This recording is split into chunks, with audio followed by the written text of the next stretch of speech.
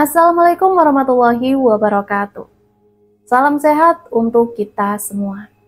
Semoga kita semua selalu mendapat lindungan Allah Subhanahu wa Ta'ala ya. Amin ya Robbal Alamin. Kali ini Mimin akan melanjutkan cerita yang sebelumnya. Seperti apa ceritanya? Mari kita mulai.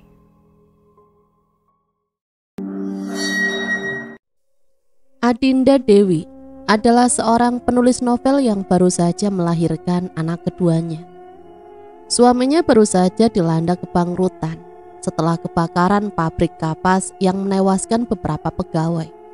Juga kerugian besar pada pabrik itu yang membuat mereka sekeluarga terpaksa memberhentikan pabrik peninggalan orang tua mereka. Suaminya bernama Dimas Darmono, seorang pekerja keras yang selalu menyayangi Adinda dan Kirana, anak pertama mereka.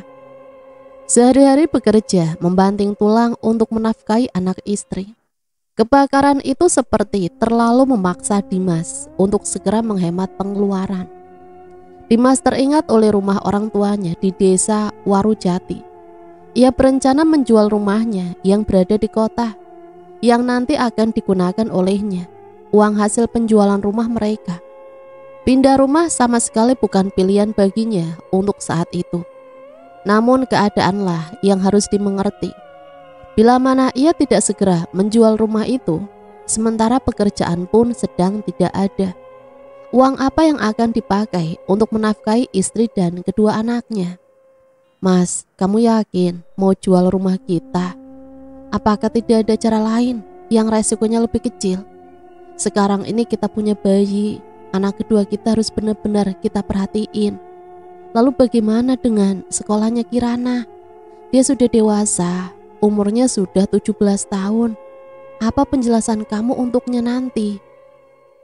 Aku yakin, Din, cara ini adalah cara yang tepat untuk kita. Lagi pula, aku juga belum punya pekerjaan tetap. Para pegawai banyak yang jadi korban kebakaran. Keluarga mereka masih berduka, sementara pegawai lain trauma dengan kejadian itu. Seandainya aku memilih untuk membuka kembali pabrik, juga tidak akan berhasil. Biaya yang akan kita keluarkan akan bertambah besar. Justru Kirana sudah dewasa, maka aku ingin dia mengerti kondisi kita. Kirana akan dipindahkan dari sekolahnya, dia akan sekolah di desa. Keesokan harinya, nanti kalau sudah sampai di Warujati, jaga sikap ya yang sopan. Nenek dan kakek juga pasti akan bahagia jika kita tinggal di sana, perintah Adinda. Jadi nenek dan kakek sudah tahu tentang kebakaran pabrik kapas itu. Aku berharap mereka bisa menerima kehadiran kita di sana, Bu, saut Kirana. Nenek dan kakekmu orangnya santai kok, tidak usah terlalu banyak khawatir. Ayah akan menjelaskan kepada mereka.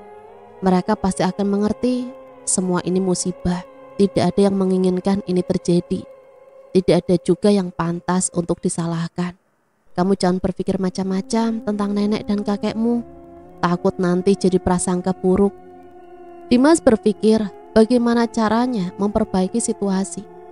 Beberapa waktu kemudian, tidak jauh dari desa Warujati, ada seorang gadis yang dikotong banyak orang. Kirana melihat kejadian itu. Kenapa gadis itu? Mungkin kecelakaan. Apa sebaiknya kita tolong saja, Bu? Tanya Dimas pada istrinya. Tidak, Mas, jangan. Aku tidak mau hal yang buruk terjadi kepada kita. Gadis itu tampak histeris. Kalau memang kecelakaan, kenapa tidak ada luka di tubuhnya? Kamu lanjut saja perjalanannya. Jangan berpikir lama-lama. Gali sedang menunggu. Iya, Pak, jangan. Kita kan masih orang baru di sini. Nanti kalau mereka kira kita orang jahat, bisa diserang kita, kata Kirana melanjutkan. Hingga akhirnya mereka tiba di tujuan. Nenek dan kakek Kirana menyambut mereka dengan baik. Pak, di sini ada buka lowongan pekerjaan tidak? Kalau ada, Bapak temani saya bertemu orangnya ya. Saya sedang mencari pekerjaan. Loh, nanti pabrik yang ngurus siapa? Pabrik itu Bapak pasrahkan kepadamu loh. Mau kamu sia-siakan kesempatan yang Bapak berikan? Padahal sudah lama sekali sejak Bapak menyerahkan pabrik kapas itu padamu. Dan sejauh ini semuanya berjalan dengan lancar. Sebenarnya saya ingin memberitahu satu hal, Pak, namun belum sempat saja. Pabrik kapas itu baru saja mengalami kebakaran. Sebagian karyawan bahkan meninggal di sana. Dimas tidak bisa mendirikan pabrik itu kembali, Pak, karena kerugiannya terlalu besar. Tapi Dimas mengambil keputusan untuk menjual tanah bekas pabrik itu kepada orang lain, supaya nanti uangnya bisa untuk kebutuhan sehari-hari kita dan pendidikan Kirana. Kakek menghela nafas. Dia tampak sangat sedih mendengar kabar itu. Dia memberikan saran supaya Dimas membuka toko tekstil di samping rumah kakek. Rupanya kakek sudah paham bahwa Dimas sekeluarga pindah dari kota ke Warujati karena hal itu. Kamu sebaiknya menggunakan uang hasil penjualan tanah itu untuk buka usaha tekstil di samping rumah ini, supaya istrimu juga bisa membantu, biar Gali diurus oleh ibumu. Terima kasih, Pak. Saya tidak tahu bagaimana jadinya kalau keluarga saya tidak ada bapak sama ibu. Kamu ini bicara apa? Kamu kan darah daging bapak sama ibu. Apakah merupakan suatu hal yang tidak wajar jika orang tua membantu anaknya yang sedang dalam musibah? Semua ini kecelakaan. Bapak paham, bapak juga berterima kasih padamu karena sudah menjalankan amanah bapak. Tidak bisa dipungkiri, kebakaran pabrik itu membuat seluruh keluarga Dimas terpukul. Namun keadaan bisa dirubah dengan keyakinan besar untuk memperbaiki segalanya bersama-sama dan saling mendukung. Keesokan harinya, Dimas dan Kirana pergi ke sekolah terdekat. Sekolah baru Kirana di Warujati. Dimas telah mengurus semuanya, bahkan 2 hari ke depan Kirana sudah bisa melanjutkan sekolahnya. Ketika mereka sedang bersantai, Kirana menanyakan kejadian kemarin kepada nenek tentang seorang perempuan yang digotong para warga. Kejadian itu membuat Kirana penasaran dan mencari tahu kebenarannya. Kamu tidak akan mengerti walau nenek jelaskan sekalipun, Kirana. Sebaiknya nenek tidak usah cerita saja ya. Ceritakan kepada Kirana, Kek. Kirana ingin tahu apa sebenarnya yang terjadi kepada perempuan itu. Sampai-sampai dia digotong oleh para warga. Kondisinya seperti orang sakit, aneh sekali. Apakah kabar tentang kejadian ini sudah tersebar di desa? Perempuan itu, nenek yakin yang kamu maksud itu adalah Sekar Mirah. Dia memang masih muda, namun ambisinya untuk kaya sangat tinggi. Dia akan menghalalkan segala cara untuk bisa mendapatkan apa yang dia inginkan. Dia memakai sebuah benda bodoh yang katanya bisa mendatangkan kekayaan. Menurut kabar yang beredar, benda itu bernama pring petuk, sebuah bambu yang ruasnya saling bertemu satu sama lain. Orang-orang tua di sini tahu betul betapa benda itu berbahaya. Ada makhluk gaib di dalamnya. Tapi nenek berusaha untuk tidak mempercayainya. Nenek bahkan pernah menghentikan Sekar Mirah untuk berhenti menggunakan benda itu. Tapi apa yang kemudian terjadi? Kamu bisa melihat sendiri, Kirana. Dunia memang sudah gila. Tapi apakah penduduk desa Warujati dirugikan oleh perbuatan Sekar Mirah, Nek? Entah, nenek berusaha menjauhi hal-hal seperti itu. Yang paling penting, kita sekeluarga jangan ikut campur tentang urusan Sekar Mirah. Sudahlah, jangan bertanya lagi untuk hal yang sama. Lebih baik kamu bantu nenek menanam jagung di kebun. Ada banyak yang belum selesai. Baik, Nek. Kebun jagung yang jaraknya lumayan dekat dengan rumah itu terlihat bersih dan segar. Bahkan Kirana bisa meredakan rasa penasarannya setelah sampai di sana. Kamu tidak boleh terlalu ingin tahu tentang benda itu, Kirana. Lakukan saja pekerjaan yang positif dan normal. Kehidupanmu akan lebih menyenangkan, apalagi kamu masih muda. Setelah beberapa waktu, akhirnya Kirana lelah. Ia pun meminta izin untuk pulang kepada nenek. Loh, tidak mau bareng nenek saja? Tapi kalau memang kamu maunya pulang sendiri ya tidak apa-apa. Nenek sebentar lagi juga mau pulang. Kamu yakin tidak mau bareng saja? Tidak, Nek, Kirana pulang sekarang, Kirana haus. Baiklah, toh juga tidak terlalu jauh dari sini, hati-hati ya. 14 hari kemudian, hidup di desa Warujati sudah menjadi hal yang biasa untuk Kirana. Tidak ada keberatan dan keluh kesah. Semua normal, bahkan sekolah barunya cukup menyenangkan. Dia bahkan sudah memiliki sahabat bernama Citra. Esok hari Citra akan datang ke rumahnya. Tapi hari ini Kirana harus membeli kue kering di warung terdekat untuk dihidangkan di ruang tamu. Karena persediaannya memang sudah tidak ada, maka harus dibeli olehnya. Kirana menggunakan sepeda kakek untuk ke sana. Di perjalanan ia kembali bertemu dengan wanita yang nenek bilang sebagai Sekar Mirah. Dia kini terlihat baik-baik saja, pakaiannya juga normal. Setelah beberapa hari sejak Kirana melihat kejadian itu, Sekar Mirah lama tidak kelihatan. Wajar, mungkin karena Kirana masih warga baru di sana, atau memang Sekar Mirah yang jarang keluar rumah. Tapi tetap ada yang aneh dengan wanita itu. Rambutnya seperti habis dipotong menggunakan sebuah pisau. Dia menatap tajam ke arah Kirana, bahkan memandangi Kirana dengan jarak yang sangat dekat. Kirana ketakutan. Kantong mata Sekar Mirah berwarna hitam. Tentu saja semua orang juga akan takut dengan situasi yang sama. Maaf, apa ada yang salah dengan diri saya? Tanya Kirana. Sekar Mirah menjauh dan kembali berjalan. Dia hanya tersenyum mendengar pertanyaan Kirana. Tak lama kemudian dia menangis. Kirana menduga Sekar Mirah mengalami gangguan kejiwaan. Seperti yang nenek katakan, ada kejadian tidak enak Sekar Mirah dengan sebuah benda yang bernama pring petuk. Malam pun tiba, terlihat bayang-bayang Dimas dari jendela depan rumah. Pria itu akhirnya mengetuk pintu pelan-pelan, berharap Kirana atau Adinda membukakan pintu. Iya Pak, sebentar. Tolong ambilkan Bapak segelas air putih, Bapak capek, mau istirahat. Baru saja Kirana mulai beranjak dari tempat itu, Dimas menarik tangan Kirana. Tidak jadi, kamu istirahat saja Ki. Pasti kamu juga lelah setelah melakukan kegiatan seharian ini. Tidak apa-apa Pak, Kirana ambilkan. Di dapur Kirana memutuskan untuk membuat teh terlebih dahulu untuk dirinya sendiri. Karena tiba-tiba saja Kirana tertarik melihat sekantong teh celup yang belum dibuat, tergantung di rak makan. Setelah itu Kirana kembali lagi untuk memberikan air putih kepada ayahnya. Namun ayahnya tiba-tiba tidak ada. Keadaan menjadi sepi, pintu tertutup. Kendaraan Dimas berada di dalam rumah. Sementara lampu pun mati, seperti tidak terjadi apa-apa sebelumnya. Suasana hening, Kirana ketakutan.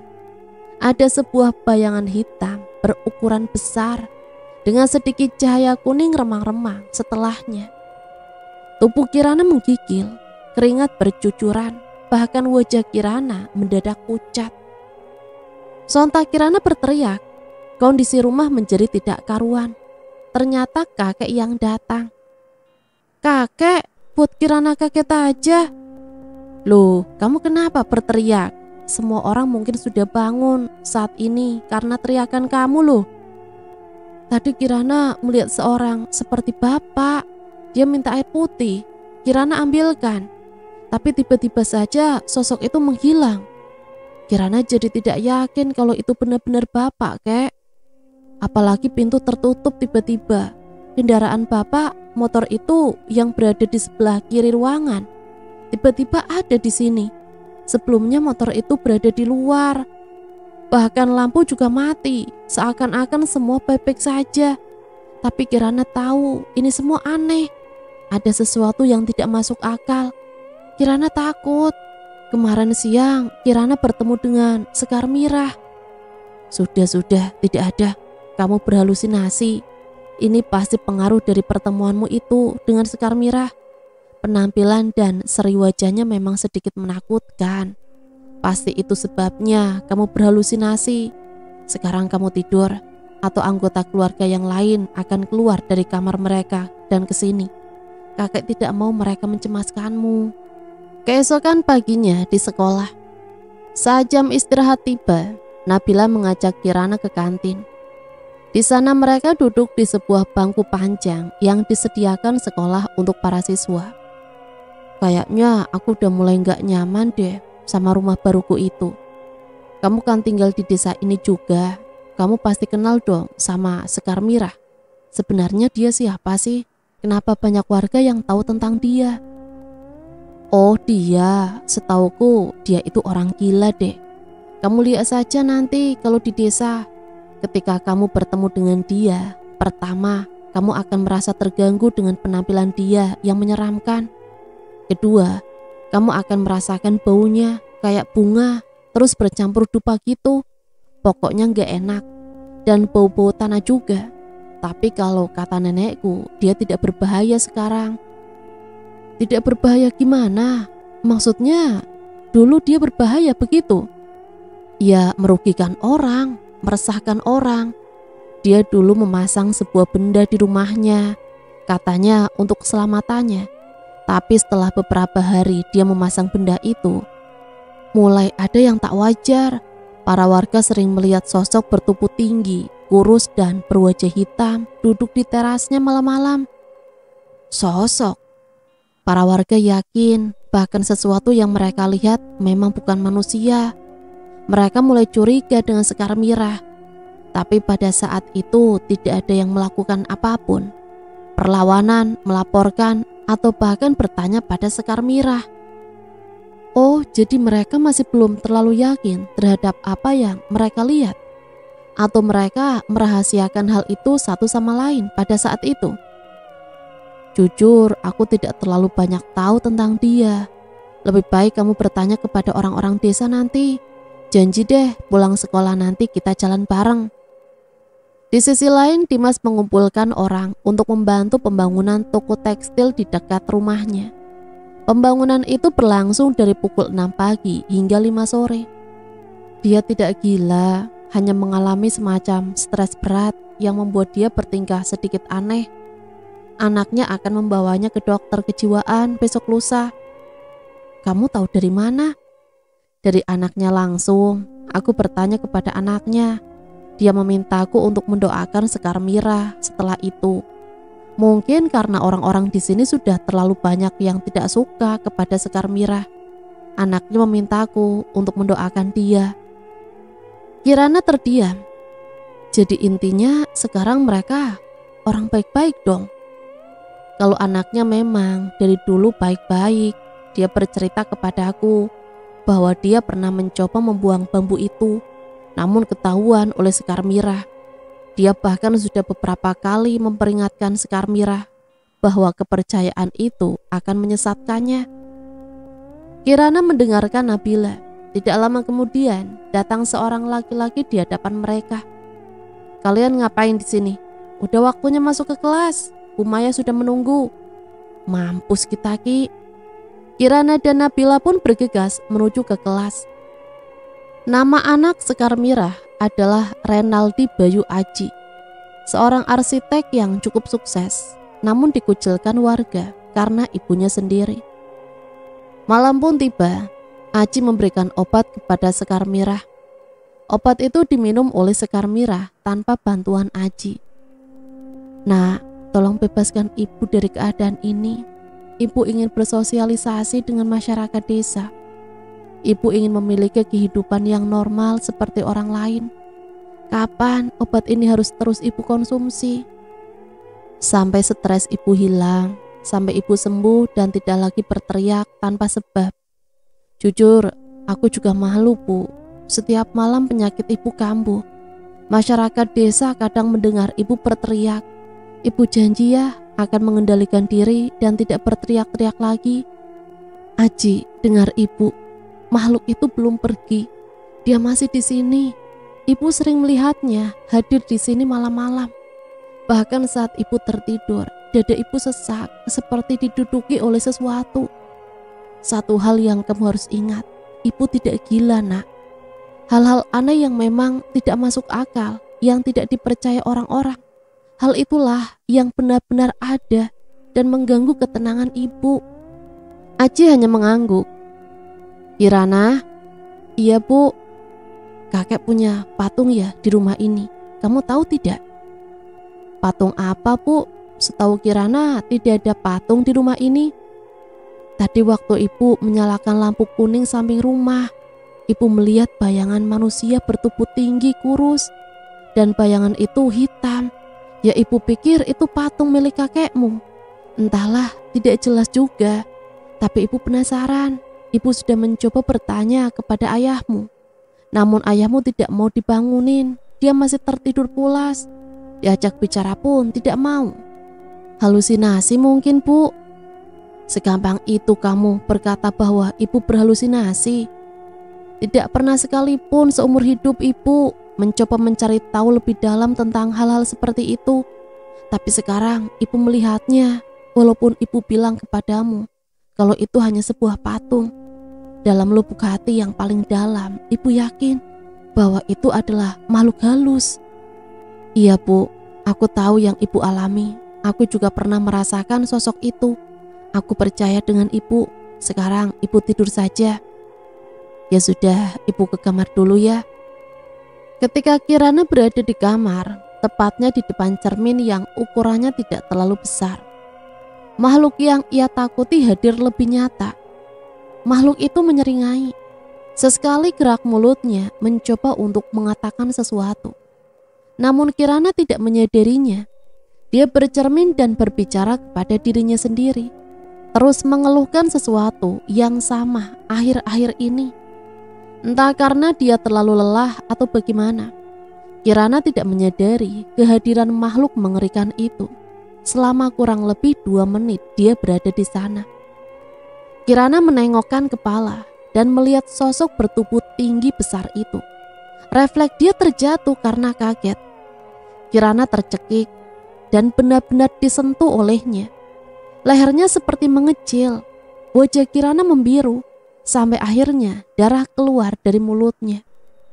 Setelah Kirana memuntahkan darah, sosok bertubuh tinggi besar berwarna hitam yang telah menyakiti dirinya tiba-tiba menyeringai lebar.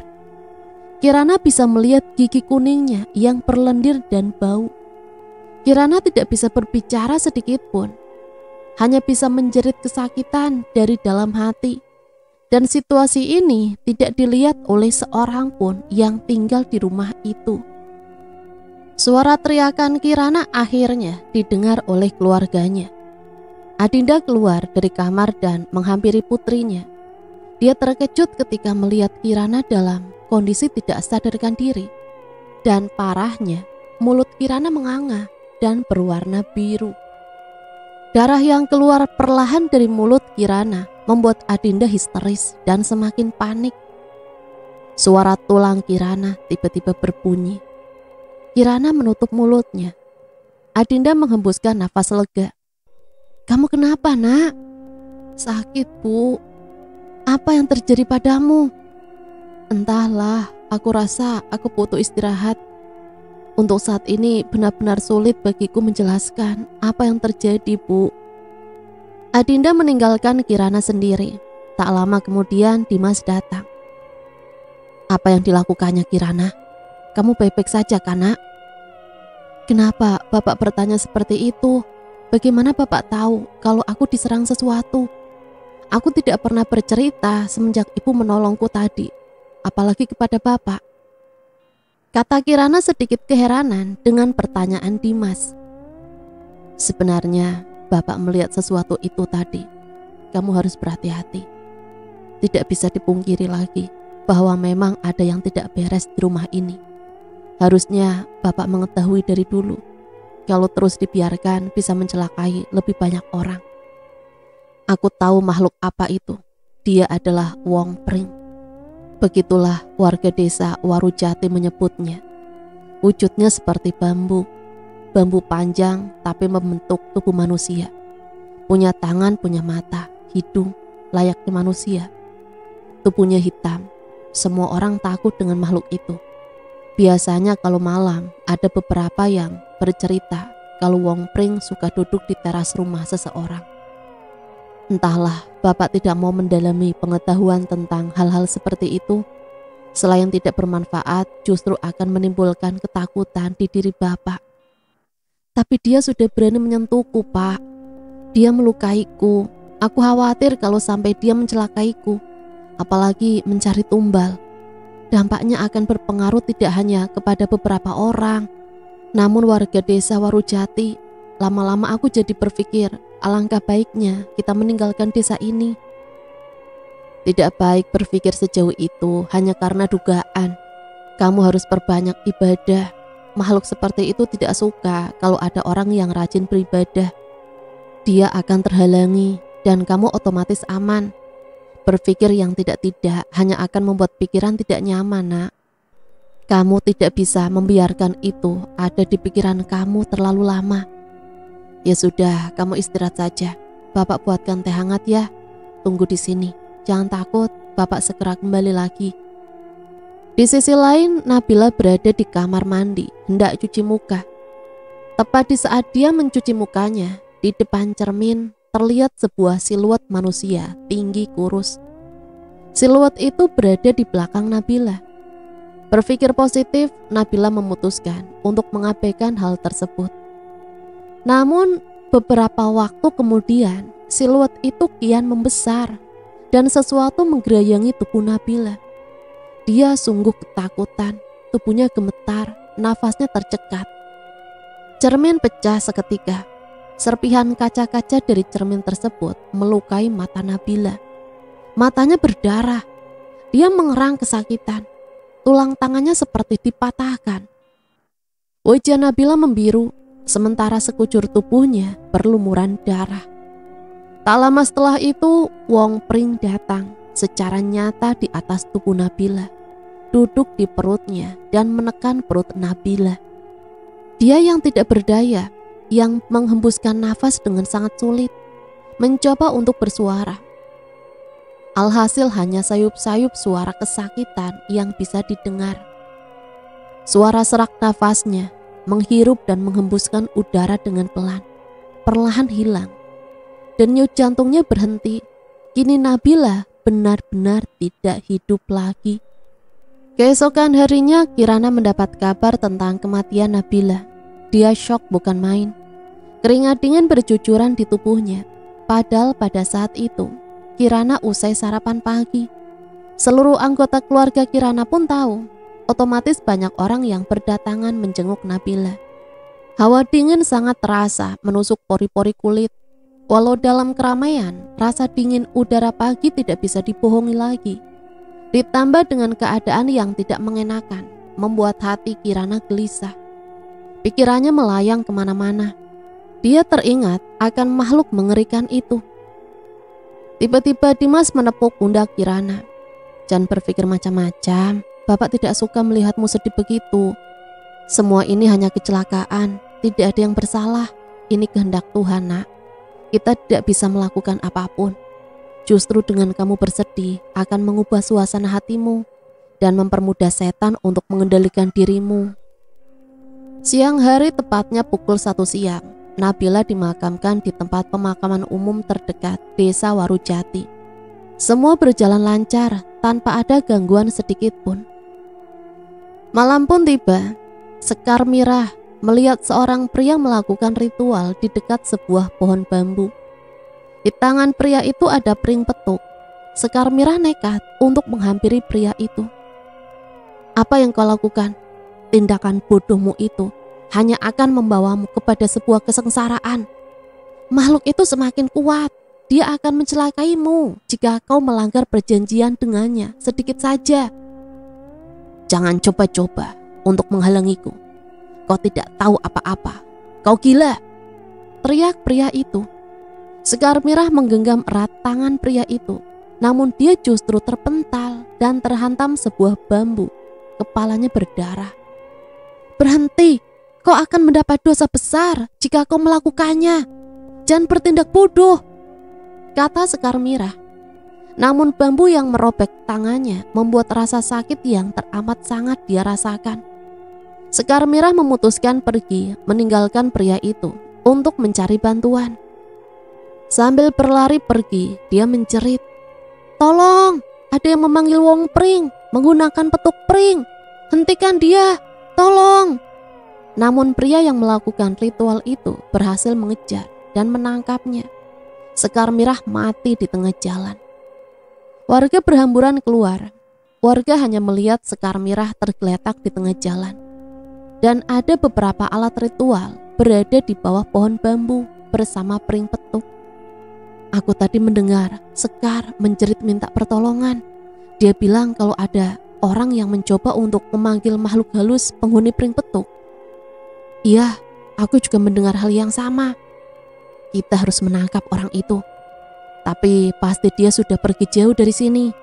Nenek Rina tiba-tiba datang menyusul. Dia berkata bahwa dia baru saja melihat seorang pria melintas di belakang rumahnya. Kirana yang mendengar ucapan warga bergidik ketakutan. Kita semua harus tetap kumpul, jangan ada yang terpisah. Pak Kades berseru, "Pak, kita urus jenazah Sekar dulu, kita bawa dia pulang ke rumahnya. Anaknya harus mengetahui hal ini terlebih dahulu." "Renaldi, buka pintunya cepat. Kami datang dengan bersama ibumu. Bahaya sedang mengincar seluruh warga desa Warujati," kata Bu Kira sambil mengetuk-ngetuk pintu rumah Sekar Mirah berkali-kali. "Bu, kita beri waktu dulu untuk Renaldi. Dia tidak tahu apa-apa." Dibukalah pintu rumah. Renaldi yang baru saja keluar terlihat kelelahan. Sepertinya dia terbangun dari tidur dengan mata yang masih lengket. Dia menyambut Bu Kira, Pak Sena dan Kirana untuk masuk bersama jenazah ibunya. "Loh, ada apa ini? Apa yang terjadi pada ibuku? Apa kalian melukainya? Aku tahu kalian tidak menyukai ibuku dari dulu setelah apa yang dilakukannya, tapi tidak begini caranya." "Renaldi, tenanglah, akan kujelaskan semua yang terjadi. Tapi kau harus berjanji kepadaku untuk tidak teriak lagi. Situasinya sangat berbahaya bagi kita semua." Kami warga desa Warujati menemukan ibumu tergeletak di tengah jalan. Kami menduga ibumu menghentikan seseorang untuk melakukan ritual perjanjian dengan Wong Pring menggunakan pring petuk. Tapi sepertinya orang itu membunuh ibumu saat dia hendak melarikan diri dari serangan. Ya Tuhan, apa yang telah terjadi? Renaldi, kau harus kuat. Ibumu meninggal setelah mencoba memperingatkan orang lain dari bahaya. Ibumu meninggal setelah menolong banyak orang. Kita harus berdoa supaya Allah menerima amal kebaikannya dan mengampuni dosa-dosanya. Renaldi menangis tak berdaya di hadapan jenazah ibunya. Sekarang di mana orang itu? Aku akan ikut bersama warga untuk mengejar dia. Di belakang rumah nenekku, segeralah ke sana, seru Kirana. Sementara itu Kirana membersihkan darah yang keluar dari tubuh Sekar Mirah bersama dengan Pak Sena dan Bu Kira. Nenek yakin dia di sekitar sini? Tanya Pak Kades. Iya, tadi aku melihatnya di sekitar sini. Aku yakin tidak salah lihat. Tolong pastikan rumahku aman. Semua warga mencari orang itu, namun hingga dini hari tidak kunjung ketemu. Akhirnya mereka memutuskan untuk menghentikan pencarian. Pagi hari telah tiba. Renaldi terduduk lunglai di teras rumahnya. Bangunlah, sudah pagi. Kita harus segera menguburkan jenazah ibumu. Lebih cepat lebih baik, kata Pak Sena. Ibumu sudah tenang di sisi Allah. Jangan lama-lama bersedih. Dia meninggal dalam kondisi baik. Dia berkorban saat memperingatkan orang lain. Aku sungguh meminta doa dari kalian agar dosa-dosa ibuku diampuni oleh Tuhan. Dan aku juga mau orang itu ditangkap. Dia harus mempertanggungjawabkan perbuatannya. Semua pasti akan berjalan dengan baik. Keadilan akan berpihak kepadamu. Buktinya sampai sekarang kau baik-baik saja. Justru banyak warga yang melindungimu. Mereka peduli kepadamu. Setelah pemandian jenazah selesai, upacara pemakaman dimulai. Semua warga Warujati menghadiri acara tersebut. Mereka terlihat berduka cita setelah kejadian semalam yang melibatkan mereka semua. Di sisi lain, Renaldi terkejut melihat darah yang keluar dari kain kafan ibunya. Dia menghentikan darah itu menggunakan sebuah kain merah, dibantu oleh Kirana. Dia akhirnya bisa mengatasi masalah itu. Beberapa jam kemudian pemakaman selesai. Prosesnya berjalan lancar dan baik. Keesokan harinya para warga menjalani kegiatan dengan aman. Tidak ada suatu kecurigaan setelah itu. Walau semua orang sebenarnya juga sedang was-was. "Nek," kata nenek melihat orang itu kabur di sekitar rumah kita. "Aku ingin mengetahui lebih jelas, Nek. Aku yakin ini semua bukan kebetulan. Kematian warga desa Warujati secara berturut-turut selama 2 hari merupakan hal yang aneh. Dan aku ingin segera tahu siapa orang itu. Karena aku rasa datangnya Wong Pring di desa Warujati ini bukan yang pertama kalinya. Dari perilaku Sekar Mirah yang aneh, kurasa dia memang benar-benar depresi. Dia stres karena penyesalannya. Memanggil dan melakukan perjanjian dengan Wong Pring dan menyesal. Itulah yang terjadi pada Sekar Mirah. Tapi setelah kedatanganku kemari, beberapa orang bercerita yang tidak-tidak tentang Sekar Mirah. Seakan-akan dia sedang dijadikan kambing hitamnya." "Iya, aku melihat orang itu di sekitar rumah kita, Kirana. Orang itu belum tertangkap hingga saat ini. Tapi satu hal yang harus kamu ketahui. Dari awal, Sekar Mirah memang sudah tidak disukai oleh warga di sini. Bukan sejak kedatanganmu atau alasan yang lainnya. Wong Pring, makhluk jahat itu pertama kali menghantui desa Warujati sejak Sekar Mirah melakukan ritual perjanjian dengannya." "Apa ada yang nenek sembunyikan?" "Harus kukatakan, kala itu aku memergoki Renaldi dan Sekar Mirah bersama makhluk itu. Nenek takut kalau sesuatu yang buruk akan terjadi padaku jika aku membongkar rahasia Renaldi. Tapi orang yang kalian cari-cari tentu saja bukan Renaldi. Ada 2 orang pengabdi Pring Petuk di desa ini." "Siapa mereka, Nek?" "Renaldi dan pria misterius itu." Beberapa hari kemudian, Kirana mencoba memecahkan teka-teki siapa sosok pria itu. Namun nihil. Kirana tidak berhasil sedikit pun. Bagaimana tidak, semua terlalu normal untuk dicurigai dan tidak ada keanehan apapun lagi selama 4-5 hari semenjak kematian Sekar Mirah. Kirana bersyukur, tapi tetap was-was.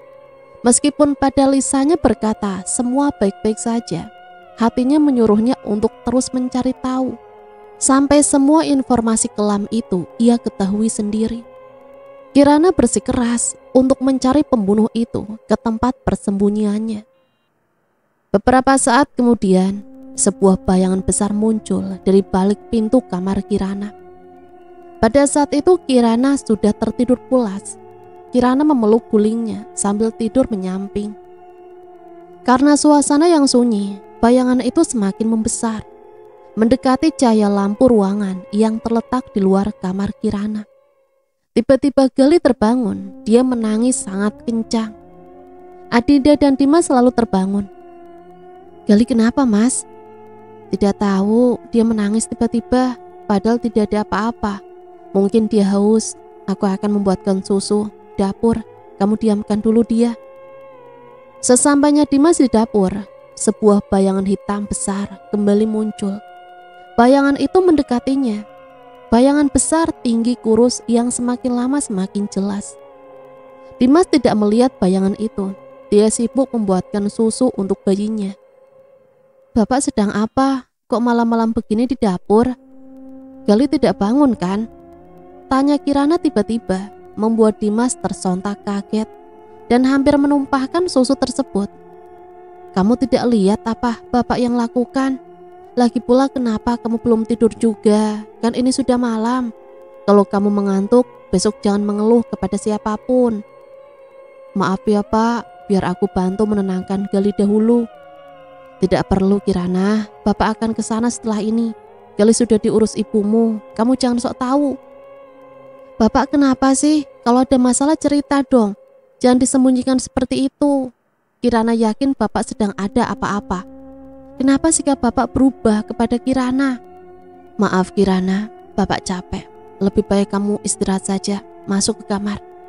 Dan satu lagi, jangan mengada-ngada cerita yang tidak masuk akal. Bapak tidak menyukainya." Tapi Pak, adikmu sedang menangis Kirana, pergilah.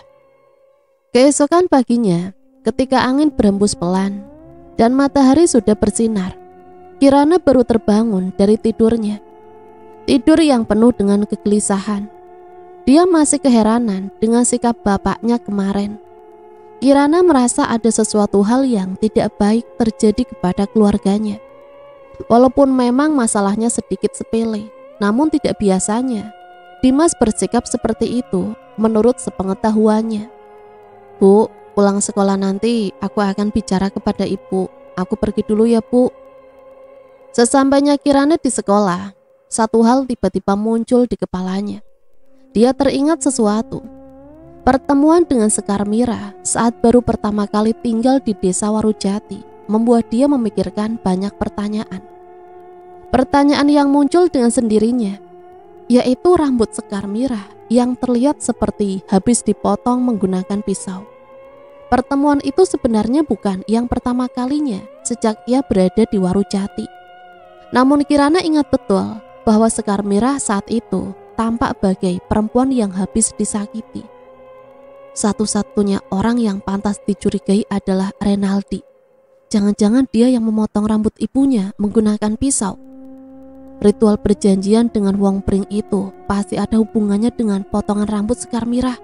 Aku yakin dengan aku menyekap Renaldi malam ini, aku akan tahu semuanya.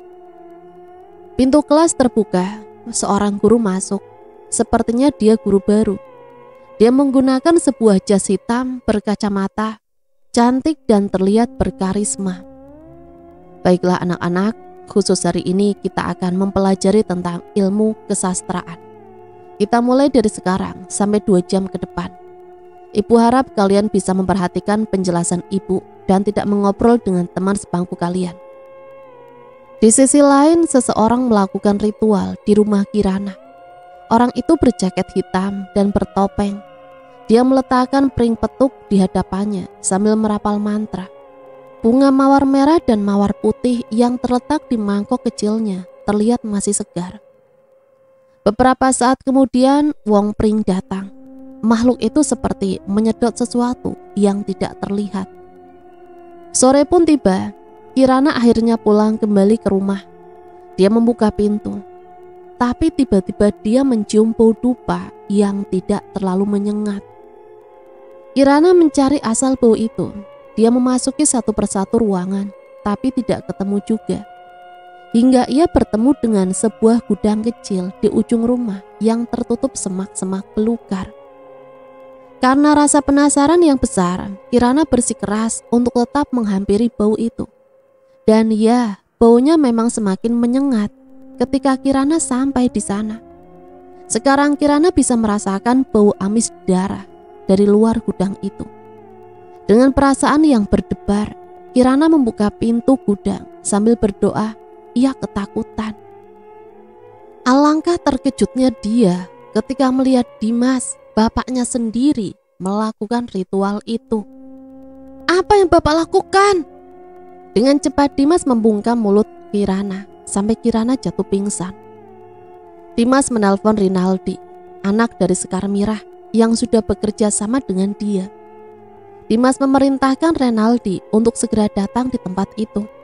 Habis sudah, putriku melihat aku melakukan ritual perjanjian itu. Sepertinya dia sudah mencurigaiku sejak kemarin. Kupikir dia tidak akan tahu dengan tempat ini, karena seperti yang kau ketahui, gudang ini tertutup semak-semak dan hampir tidak terlihat. Maka dari itu aku yakin semua akan berjalan lancar. Tapi sekarang bagaimana? Segeralah kemari, atau akan ada orang lain yang mengetahui hal ini. Sekitar 5 menit kemudian, akhirnya Renaldi datang.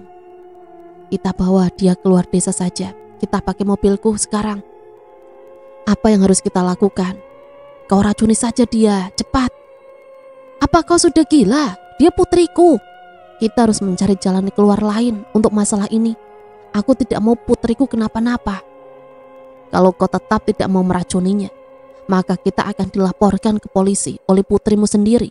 Dan kita akan menjadi tahanan di sana. Dimas dan Renaldi terus berdebat hingga perjalanan semakin jauh. Akhirnya Kirana terbangun dari pingsannya. tapi dia berpura-pura pingsan supaya aman. Perasaannya hancur. Seseorang yang selama ini ia percayai telah mengkhianati kepercayaan yang dia berikan. 1 jam perjalanan, Dimas dan Renaldi berhenti di sebuah rumah tua yang sepi. Mereka berdua turun dari mobil dan mencari tempat aman untuk menyembunyikan Kirana. "Ibu, bisakah ibu kemari? Aku berada di sebuah rumah tua di luar desa Warujati. Bapak membawaku ke sini. Aku takut, Bu, jika sesuatu yang buruk terjadi pada aku di sini." "Kau ini bicara apa sih? Lagi pula kenapa Bapak membawamu ke tempat seperti itu? Ibu tidak suka kamu mengarang cerita." "Nanti Kirana ceritakan semuanya setelah ibu sampai di sini. Yang penting sekarang ibu ke sini dan tolong Kirana. Kirana takut, Bu. Kirana merasa dalam bahaya di sini." "Ya sudah, apa ciri-ciri tempat itu?" "Ada sebuah pohon yang sangat besar sebelum rumah ini. Aku yakin pohonnya akan terlihat walau dari kejauhan. Cepatlah, Bu," ucap Kirana berbisik sambil sesekali mengusap air mata yang membasahi pipinya. "Tenang, ibu tahu tempat itu. Kamu jangan berisik. Semua akan baik-baik saja. Apa ada orang lain selain Bapak di sana?" "Ada, Bu. Renaldi juga di sini. Tapi Kirana yakin niat mereka jahat. Kirana benar-benar tidak menyangka Bapak melakukan ini semua." Bibir Kirana gemetar, tubuhnya menggigil dan mengeluarkan banyak keringat. Kirana melihat sebuah bayangan mobil tanpa senter dari belakang. Dia yakin itu ibunya. Dan ternyata ya, memang itu adalah Adinda, ibunya. Adinda menghentikan mobil yang dia pinjam dari tetangganya dari jarak jauh dan menghampiri Kirana yang terjebak di dalam mobil milik Dimas. "Apa yang terjadi?" ucapnya sambil berbisik. "Bapak melakukan ritual perjanjian dengan makhluk gaib, Bu. Dia melakukan pesugihan dan sekarang dia akan mencelakaiku dengan bantuan Renaldi supaya tidak lebih banyak orang yang tahu tentang rahasia mereka." "Sudah tidak waras dia. Kemari, ikut ibu." Kirana turun pelan-pelan dari mobil dan tidak bersuara. Adinda memegang erat-erat tangan Kirana sambil menuntunnya ke dalam mobil. Namun hal itu dilihat oleh Dimas dan Renaldi. "Berhenti, atau kalian berdua akan celaka," teriak Renaldi. Refleks Adinda dan Kirana berhenti di tempat. "Jangan coba-coba sentuh kami, atau kalian akan merasakan akibatnya," teriak Adinda sambil menodongkan pistol. "Adinda, dengarkan aku dulu. Ini semua tidak seperti yang kamu lihat. Kita bisa bicara baik-baik di rumah," bujuk Dimas. "Aku tidak kenal denganmu. Kamu bukan suamiku yang aku kenal dulu. Kamu seorang budak setan dan jangan bermimpi Kirana akan kamu dapatkan. Aku ibunya dan aku berada di sini untuk melindunginya." "Iya, sebenarnya dari awal, sejak aku mendengar isu tentang benda pring petuk setelah tiba di desa Warujati, aku memang mencoba melakukan ritual-ritual perjanjian dengan makhluk gaib bernama Wong Pring itu. Tapi setelah Pak Darmo, pengusaha yang bekerja sama denganku di atas toko tekstil kita, mengambil semua uangku, aku memutuskan untuk menumbalkan manusia. Dia adalah teman Kirana sendiri. Pahamilah posisiku, Adinda. Kita sedang banyak kebutuhan." Hati Kirana hancur mendengar hal tersebut. "Tapi aku tidak sudi jika anakku memakan makanan dari uang hasil pesugihan. Aku rela hidup sendiri dan membesarkan Gali dan Kirana seorang diri daripada harus menggunakan uang setan. Kita sudah melewati masa-masa sulit kita. Kita akan menjadi lebih bahagia setelah memiliki harta yang cukup untuk keperluan kita sekeluarga, Adinda. Pikirkan baik-baik masalah ini," jawab Dimas dengan wajah cemas. "Aku yakin dengan sepenuh hati, lebih baik aku menghidupi anakku dengan uang halal. Jangan pernah kau coba lagi membujukku dengan uang-uangmu itu, Mas. Kau sudah mengotori isi perut seluruh keluarga kita." "Tidak, Adinda, tidak seperti itu. Aku terpaksa. Kau tahu situasinya. Pada saat itu kita memang sedang sangat membutuhkan banyak biaya. Pahamilah posisiku. Aku tidak mau tahu. Kau bukan Dimas yang aku kenal dulu. Kau sudah melakukan dosa besar yang sulit untuk diampuni oleh Tuhan. Tidak kusangka, kau bahkan mencoba untuk mencelakai putri kandungmu sendiri. Iya kan? Dalam gelap gulita dan hanya diterangi oleh cahaya senter mobil yang redup, Dimas dan Adinda bertengkar. Kirana hanya menonton sambil sesekali bersembunyi di balik tubuh Adinda, melihat Renaldi yang ikut mengawasinya. Tiba-tiba terdengar bunyi pistol ditembakkan. Sontak Dimas dan Renaldi terkejut mendengarnya. Beberapa saat setelah itu, Kirana mulai merasakan ada sesuatu yang tidak beres dengan perilaku Renaldi. Dengar Adinda, Pak Darmo menipuku. Dia membawa kabur uangku. Setelah dia berpura-pura menyetujui kerja sama kami, dia memalsukan bukti-bukti jabatannya sebagai pengusaha yang sukses. Sebenarnya Pak Darmo hanya seorang karyawan pabrik biasa. Dan aku merasa sangat tertipu. Aku tidak terima pada waktu itu. Aku paham. Kau pikir aku sebodoh apa? Tapi caramu untuk keluar dari masalahmu adalah salah, Mas. Mau bagaimanapun juga, perbuatan syirik, bersekutu dengan setan tidak bisa dibenarkan. Jangan mendekat, teriak Kirana kepada Renaldi. Renaldi mundur perlahan, berusaha mencari saat yang tepat untuk memulai aksinya. Sebuah pisau disembunyikan dari balik tangannya. Renaldi mengamati gerak-gerik mata Kirana dan ibunya. Dia melarikan diri ke semak-semak dan bersembunyi. Adinda menyadari hal itu. Dia memegang erat Kirana, berusaha melindunginya dari serangan Renaldi. Adinda menggenggam erat pistol yang dia bawa dan menembak mobil Dimas. Seketika mobil itu mengalami kebocoran. Apa yang kau lakukan, Adinda? Ini satu-satunya mobil yang kita miliki. Sempat kau memikirkan harta, Mas. Kau sendiri bahkan hampir mencelakai Kirana. Hancur kehidupanku, Mas. Semua hancur ketika aku tahu kau bersekutu dengan makhluk tercela itu. Dimas menggeleng-gelengkan kepalanya. Dia tidak berani mendekat. Langkahnya bagai ditahan oleh hatinya. Kirana, masuk ke mobil. Dengan cepat Kirana memasuki mobil. Adinda mundur menjauhi Dimas. Sedangkan Renaldi muncul tiba-tiba dari semak-semak menghalanginya. Namun Renaldi gagal. Ikuti mereka berdua sekarang juga, seru Dimas kepada Renaldi. Tentu saja Renaldi segera masuk ke dalam mobil dan mengejar Adinda yang sedang bersama dengan putrinya. Di perjalanan dua mobil itu saling mendahului satu sama lain. Hingga beberapa meter setelah mereka melewati sebuah gedung besar, mobil milik Dimas mengalami kecelakaan. Mobil itu menghantam sebuah pohon besar. Dimas dan Renaldi terluka cukup parah karena kecelakaan itu.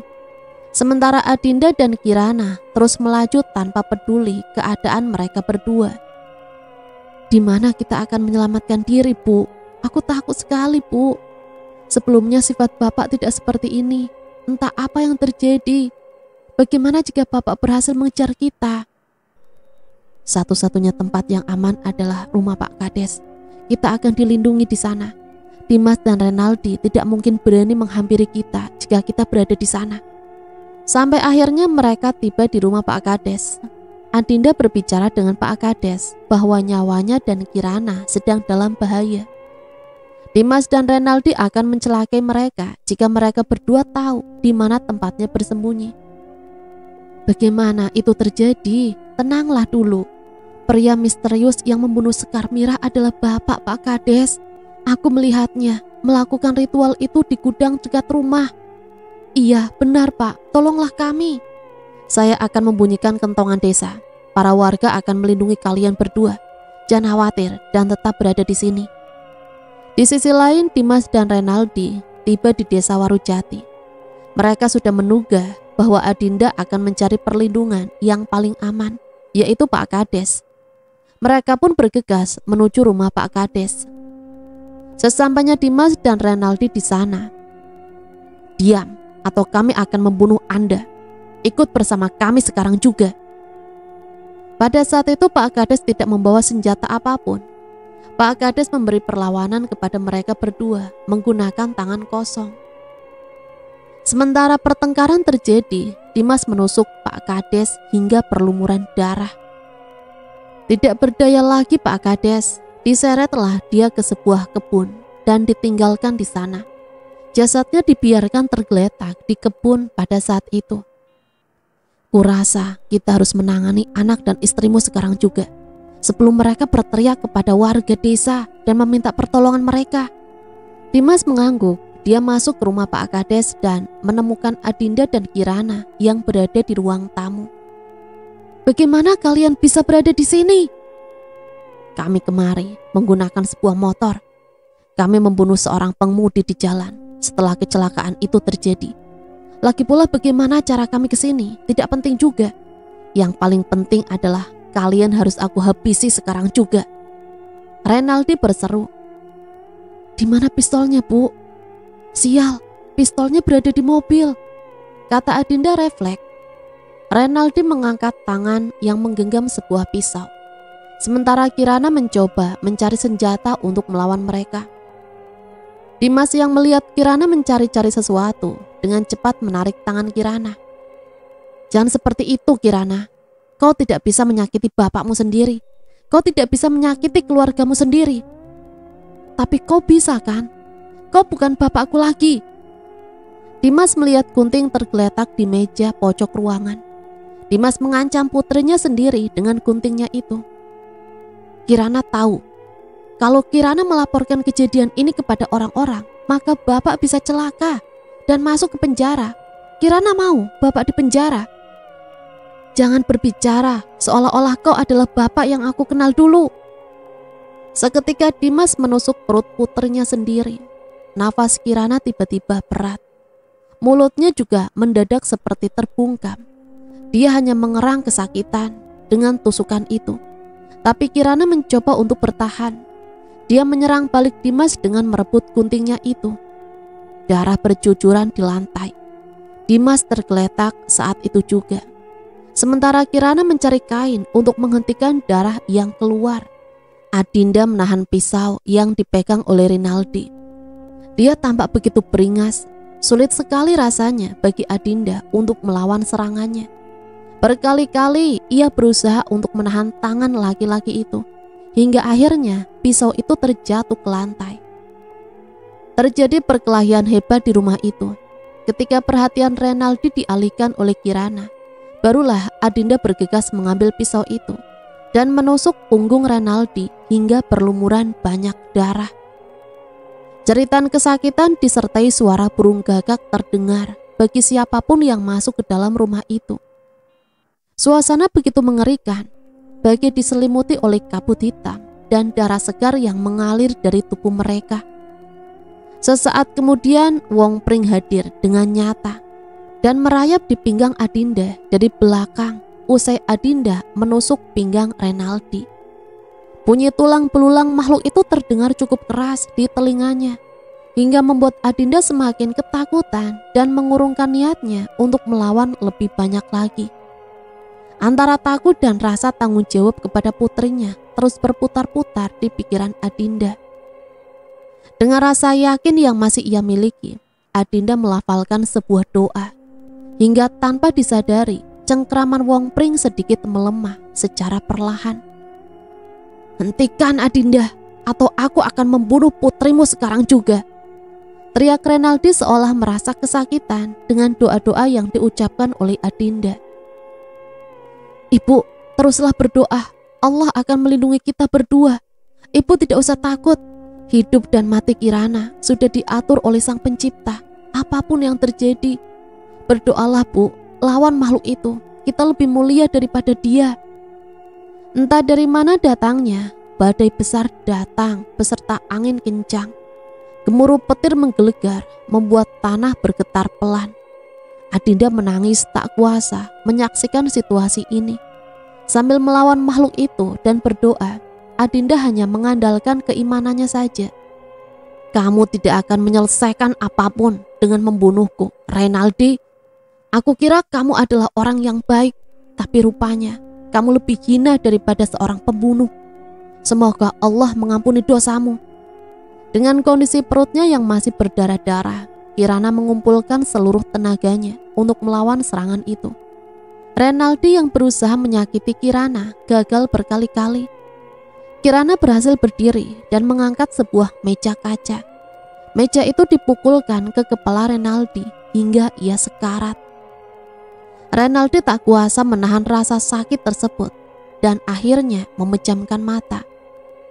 Badai masih berlangsung, keadaan sangat kacau. Tetapi akhirnya Adinda mampu melawan Wong Pring dan mengusirnya dari rumah Pak Kades. "Apa yang baru saja kamu lakukan, Kirana? Kamu tidak seharusnya membunuh orang," teriak Adinda. Kirana menggeleng-gelengkan kepalanya sambil menangis. Tangannya bergemetar, berlumuran darah, serta bapak kandungnya sendiri tergeletak tidak berdaya di hadapannya, membuat hati Kirana hancur berkeping-keping. "Kita cek denyut nadinya, Bu. Dia belum mati, Bu," ucap Kirana lirih dengan air mata yang masih membasahi pipinya. "Iya, kita akan mengecek. Siapa tahu dia masih hidup. Ambil kain untuk menghentikan darah di kepalanya." "Tidak ada apapun di sini, Bu. Tidak ada kain di ruangan ini. Aku tidak akan lancang memasuki ruangan-ruangan, Bu." "Sobek saja lengan panjangmu." Setelah darah Renaldi berhenti, dia membuka matanya perlahan. Kirana dan Adinda lega. Karena bagaimanapun juga mereka berdua tidak mau menjadi seorang pembunuh. "Bapak bagaimana?" "Bapak sudah tidak ada, Bu." Seorang warga kemudian datang ke rumah Pak Kades. Dia adalah Bu Girah. Alangkah terkejutnya Bu Girah melihat banyak darah di ruangan tamu itu. "Bu Girah, tolong Renaldi sekarang juga, Bu. Telepon ambulan." Bu Girah berlari ke rumahnya dan memberitahu suaminya untuk turut membantu. Dia juga tidak lupa menelpon ambulan. Karena kondisi pada saat itu benar-benar darurat, Bu Girah tidak memikirkan apapun selain keselamatan orang-orang yang ada di sana. Hingga tiba di rumah sakit, Kirana langsung ditangani oleh dokter di ruang ICU. Sementara Renaldi dibawa ke kamar mayat karena meninggal saat perjalanan. Jenazahnya disandingkan dengan jenazah Dimas. "Ibu tidak usah khawatir, luka ibu bisa disembuhkan dengan baik. Hanya menunggu waktu, luka akan segera kering." "Bagaimana keadaan anak saya?" "Operasi sedang berjalan, Bu.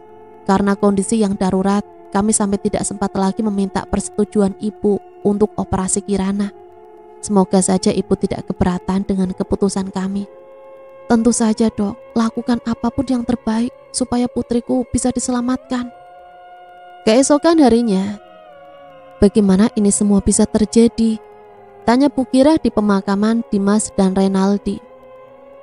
Kirana memergoki Dimas melakukan ritual perjanjian dengan Wong Pring, setan yang menghuni bambu itu. Hingga saya mendapat telepon dari Kirana. Saya cek gudang yang ditutupi oleh semak-semak itu, dan ternyata benar. Saya bergegas ke lokasi dengan meminjam mobil Bu Astrid. Pada saat itu saya membawa sebuah pistol untuk melindungi diri. Namun beruntung kami bisa meloloskan diri dan meminta bantuan Pak Kades. Tapi Dimas dan Renaldi mengetahui keberadaan saya dan Kirana. Di rumah Pak Kades lah mereka menyerang kami. Karena berusaha melindungi diri, kami memberi perlawanan hingga seperti yang terjadi pada saat ini akhirnya. Saya bisa mengerti posisi Bu Dinda. Polisi sedang memeriksa TKP. Semoga semua baik-baik saja. Bu Dinda akan diminta keterangan setelah penguburan ini." "Di mana Pak Kades, Bu Girah?" "Ya Tuhan, saya bahkan baru menyadari bahwa Pak Kades tidak berada di sini." Tepat setelah penguburan selesai, polisi datang dan berbicara kepada para warga desa Warujati. "Kami menemukan jenazah ini di sebuah kebun sekitar rumah. Dimohon untuk orang yang terlibat dalam kejadian, kami minta keterangan di kantor." Di kantor polisi. "Jadi begitu, Pak. Ada bukti-bukti juga luka-luka kami, terutama bekas tusukan yang berada di perut putri saya. Bekas luka itu masih ada." Kirana menunjukkan perutnya kepada polisi itu. Bukti di lokasi kejadian ada sebuah pisau, gunting, dan pistol di mobil. Benar kejadiannya seperti yang ibu katakan? "Iya, saya yakin. Saya bersumpah bahwa saya berkata jujur, Pak." Proses interogasi berlangsung cukup lama. Namun akhirnya Adinda bisa melewati semua itu dengan lancar. Ia pulang ke rumah bersama Kirana. Kondisi Kirana masih buruk. Selama sepekan Adinda merawat Kirana, dibantu oleh neneknya dan kakek di rumah. Kamu harus bisa mengikhlaskan semuanya, Dinda. Bersabarlah dan tetap jalani hidupmu dengan iman dan takwa kepada Allah. Tentu saja, Pak, Dinda akan belajar dari kejadian ini. Terima kasih juga sudah membantuku merawat Kirana selama sepekan ini. Sekarang kondisinya membaik dan sebentar lagi dia bisa kembali bersekolah. Dia cucu kami kan? Ucap nenek dan kakek sambil tersenyum dan memeluk Adinda. 3 tahun kemudian, Adinda menyelesaikan karya terbarunya dan pindah ke sebuah rumah besar di kota. Dia mengajak kakek dan nenek juga ke sana. Kehidupan mereka berjalan dengan normal. Bahkan Gali sudah bisa bermain sendiri dan berbicara dengan sangat lancar. Dia sudah besar. Sedangkan Kirana sekarang melanjutkan pendidikannya di sebuah universitas negeri di pusat kota. Dan cerita selesai sampai di sini. Semoga cerita ini bisa menemani hari-hari teman-teman semua ya. Dan semoga ada pembelajaran yang bisa kita ambil dari cerita ini. Sampai di sini Mimin pamit undur diri, mohon maaf apabila banyak salah kata. Sampai berjumpa kembali di cerita-cerita selanjutnya. Matur nuwun, wassalamualaikum warahmatullahi wabarakatuh.